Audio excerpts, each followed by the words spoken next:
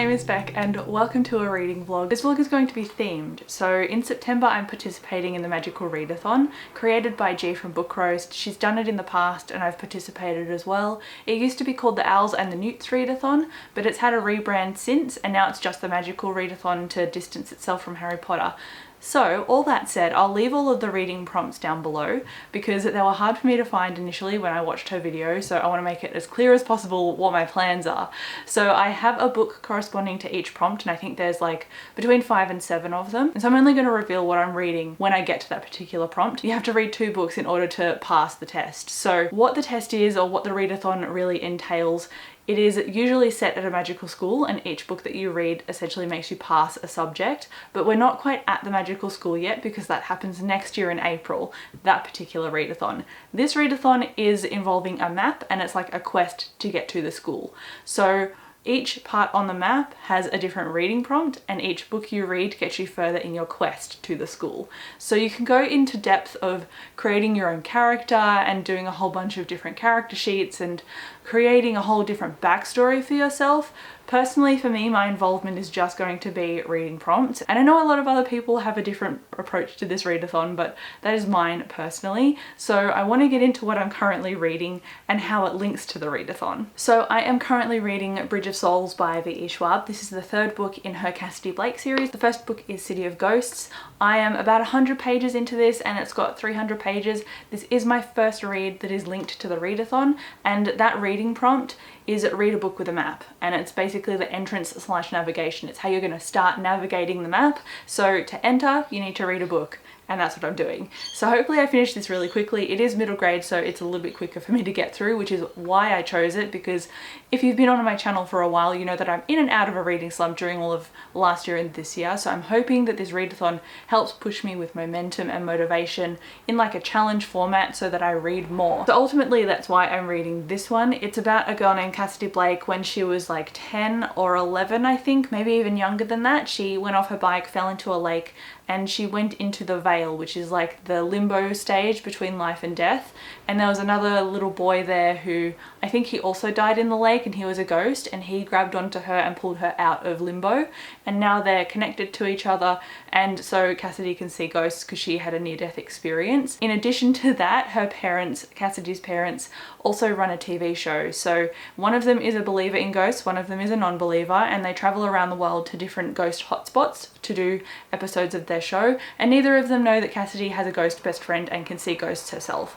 So that's the premise for this general story, and I quite enjoy it. It's very snappy, it's very quick, and that again is why I picked up this one for the readathon.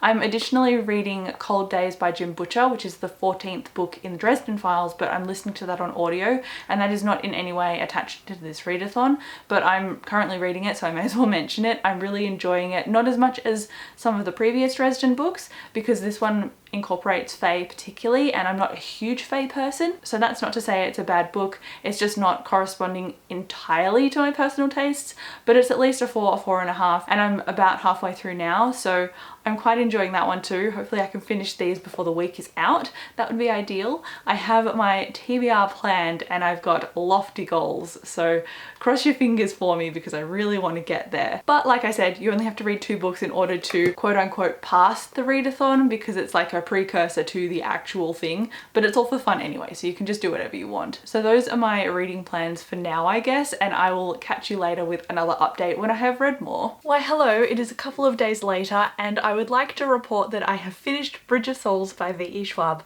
I was on the fence about it. I wanted to give it a 3.5 stars, but for a middle grade it was actually pretty decent. It was very snappy, it was very quick, and I just enjoyed it overall. There were a few things that wrapped up in this book that I thought would actually take longer in the series to actually be addressed. So that was a little bit of an interesting tidbit. I do wonder where the series is going to go next. I'm intrigued, obviously, so I think I'm going to up my rating to a 4 stars. I quite enjoyed it and I'm keen to continue. So that means good things for the Magical Readathon for me, because I am now onto my next book for the readathon. So that means that I have now reached on the map the Ashthorn Tree, and that prompt is read a book that keeps tempting you. And the book that I wanted to read, and I've actually started and I'm 50 pages in, is Fireborn, and this is a book about dragon riders. There's also a political argy-bargy happening at the same time with a rebellion against all of those who hold political power and prowess, they are the ones who ride the dragons, but the commoners also want to be naturally included in this privileged opportunity. So there are a few moving parts in here already, and I've only just started, and it's a YA fantasy and it's multiple perspective. If it was one perspective, I would snap it up, but I'm not hugely into multiple perspective young adult fantasy, mostly because usually seeds are planted quite early that it is naturally going to form a romance between the two main characters, and I don't read books for romance, although this one I think it might be done well considering. I'm way too early in here to judge, but it's a bit slower because it's setting everything up naturally, and because it's introducing more than one perspective, that makes it even slower. But there is still a lot going on. I'm just not as invested because it's like it started immediately with a contest slash trial, and there are all these dragon riders pitted against each other in order to get recognition for the Fourth Order, I think is what it's called, and that's when they get political alliance and prestige. So that's what our dragon riders are currently participating in a tournament for, but we follow two. So one of them is Lee and the other one is Annie, and both of them come from an orphanage, and they connected there as children when they were about 7 to 10 years old, sometime around there. So they're childhood friends, and at the moment they're like 17 I think, or 18 maybe. They're late teenage years, and they've obviously grown up together. They've got their own different backgrounds, but they're actually quite close, and so naturally, because those are the two perspectives in here, I think they're being set up to be love interests further down the track. If it's slow burn, that's fine, but if it happens quite immediately, I think I might be mildly annoyed. But that's just me personally bringing my opinions into YA, where I fully acknowledge that I'm 28. YA is not for me primarily anymore, so if I have gripes with it, that's really my own fault. So I'm going in here with a little grain of salt and trying to rationalize what I'm feeling, and that's why I'm talking about this so much. So I don't actually know what is next on my TBR after I get through this one, because I'm keeping my TBR a secret from myself. I did plan it a while ago and I've got all of it listed in the different prompts, but I'm not looking ahead until I've finished this book, and then I'll look ahead to the next prompt, and that is going to hopefully continue my intrigue and momentum with it. It's kind of like a dangling carrot, so I stay interested. But I'm also listening still to Cold Days, and that is my audiobook. I'm halfway through this officially, and more story threads have been introduced into this, and that makes me way more interested. Naturally, because it's Dresden, I expected to give it at least a 4 stars, if not a 4.5 or 5 anyway. So the fact that it started okay and it's gotten even better just makes me very happy and relieved as well, because I wanted to really love this, and I think it's going to end on a banger, and I'm very excited. So I am listening to that book when I have lunch breaks at work, sometimes in the evenings when I wind down before bed, but ideally I'd like to get into reading before I go to bed, because I don't really read much on weekends because I'm hanging out with my partner and doing video stuff instead. So during the week is really the time that I'm making to read. So hopefully my next update will be, hey, I've read more of this, but if this is not going the way that I want it to necessarily, or I'm not connecting with it as much, I might just temporarily DNF it and then pick up something else instead, because I don't want it to slow my reading momentum down. So hopefully by 100 pages I end up falling into this further and enjoying it even more than I am, because at the moment it's like a 3.5 or 3 stars for me. It's enjoyable enough, but it's not like a new favorite. It's not something that I would dive head over heels to recommend, and I know that Elliot Brooks has talked about this on her channel and it's one of her favorites, so because of her experience with it, I was expecting it to be a 5 stars. I think it was in my 5-star predictions video. If it's not, then it was The Ninth Reign, which she also talks about quite a lot. I'm crossing my fingers that I really like this. So far though, my expectations are exceeding my enjoyment, so hopefully I can stabilize a little bit, but we'll see. It is now Sunday. Hello. I have not done as much reading as I thought, because during the week we were house hunting and it didn't turn out the way we thought. I thought we'd have a house by now, but we have not. So it's just the nature of the way lockdown is going. So I took a few days off reading, took a few days off filming, but now I'm back and I made an order. So I have book mail, thankfully. That's what I'm going to talk about in this update. I've got 3 hours left of Cold Days. I have read up to 80 pages of Fireborn, so I haven't made too much progress since I last checked in, unfortunately, but the rest of today I'm going to dedicate to physically reading, so hopefully I can get a little bit further into Fireborn than I was before. So while that's being determined by future me, I'll see how I go. I'm going to open some books. I did an order a little while ago, and unfortunately they all shipped separately instead of in the same order, and I don't know which parts of my order has arrived, so we're gonna find out. Oh, okay, this is just one book and I thought it would be more than one book, but it is Empire of the Vampire by Kristoff. This is a book that I've been on the fence about reading or not reading, but it looks like obviously I'm going to read it.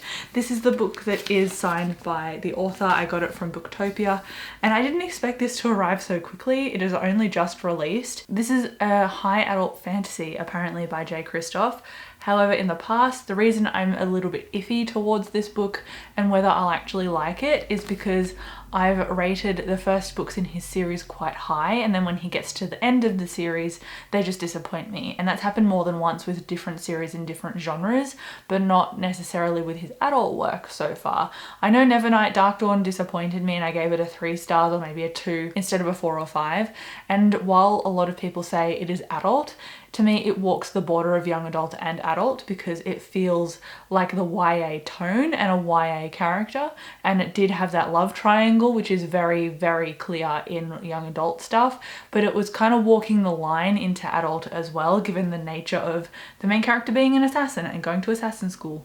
So this is completely different. This is a vampire book, obviously. It has been 27 long years since the last sunrise. I think it's got like a religious cult. It's got this guy who is trying to survive and is very jaded now, and I think you get his story currently and then previously what happened to him to make him what he is currently. Beyond that, I don't really know. I've seen pieces of fan art. I'm very sick of the like 9-month-long ad campaign that has been going on with this book, and I didn't pre-order it stubbornly because of that ad campaign, but now here I am. So I don't think I'm gonna get to this anytime soon, but I will pick it up at some point. It's like 800 pages long, and I read long books, as you know, but because of my reading slump, I'm hesitant. So I might see how I go with the first chapter of this or something, and if I like it, I like it. But it's not part of the magical readathon for me because I didn't factor it in, because obviously its length is quite girthy. So that is just going to be on my waiting list for now. I thought honestly I would have one of the urban fantasies that I ordered, or even a Dresden Files book in this mail, so the fact that I've got Empire of a Vampire when I ordered this after those other book orders surprises me. But it is what it is. Now I've got it, and now I need to go off and do some more reading so that I can stop procrastinating by filming this video clip. I should go and read more of Fireborn. I think I'm gonna give it a 3.5 stars. It really hasn't gripped me, but I'm only 80 pages in, and last time I updated I was 50, so I'm still not quite at that 100 yet, but I don't think a lot's gonna change in that time, so I don't know. I don't know if I'll DNF it or not. Maybe I'll switch it out of the readathon with something else. I'm really not sure yet, but either way I want to give it a little bit more of a try before I give up on it. It is now Wednesday the 15th and we are midway through the month, midway through the readathon. I took a few days off here and there, but in the end, it's going to be a very different vibe to what I was saying in my clips before, because I finished Fireborn and I actually quite enjoyed it, but because I'm not the target audience for YA, I only gave it a 3.5. There was just something about it that didn't spark a particular love or obsession for it, but I could really appreciate everything that it was doing. And I was actually really admiring of it because it managed all the relationships between its characters very well. There were moments where characters could get pitted against each other for like a love interest, for example, or they could just get jealous or fight each other for no particular reason or miscommunicate to each other. And I actually found that this traversed all of those things really well, and there were barely any of those issues. There was some miscommunication, but it was kind of a looming thing that was more thematic and political, so it made sense to me, and it was addressed in the end, so it wasn't like it was this big just driving force of the characters not talking to each other so the plot could work. It was something that was addressed, and that was what the author continued to do. They continued to address things about their characters and about the world and their situations, and I quite enjoyed all the world building. While I liked the book, like I said, it was about a 3.5. I wanted it to be 4, it didn't quite get there though. While I wanted to love the book, I think the pace is the thing that slowed it down for me. There were time skips and stuff in here, and there were training for various things over the course of weeks or months, and it didn't feel like it was particularly quick. I don't know, there was just some things that were a little bit amiss for me, but ultimately I gave it 3.5 stars. I may continue on with the sequel if I make time for it. It's not something I'm hugely going to prioritize, but I am glad that I finished it, and Even though it's not a 5 stars, it's still something that I quite enjoyed, and it's one of those rare YA books that I genuinely like, because I don't really dip into YA much anymore, but when I do, I really want to enjoy it, and this was pretty good. So to wrap up roughly what I read in this reading vlog, it was Entrance Navigation, which was read a book with a map, and I did that with Bridge of Souls for V.E. Schwab's book. And then after that was the Ashthorn Tree, which was read a book that keeps tempting you. And that was this one because I've had this recommended by E.B. Novels or Elliot Brooks. I've seen this on her channel quite a bit, and so I bought it, and the hardcover is very pretty and it's been tempting me for a little while. So I'm really happy that I got to this.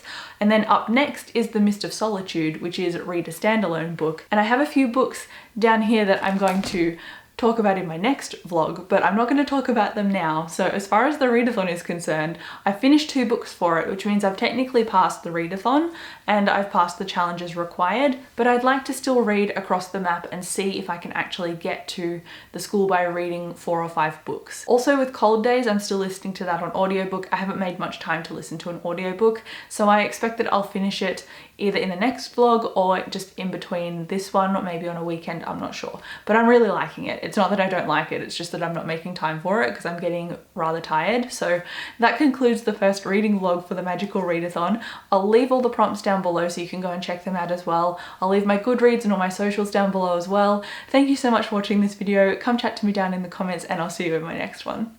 Bye.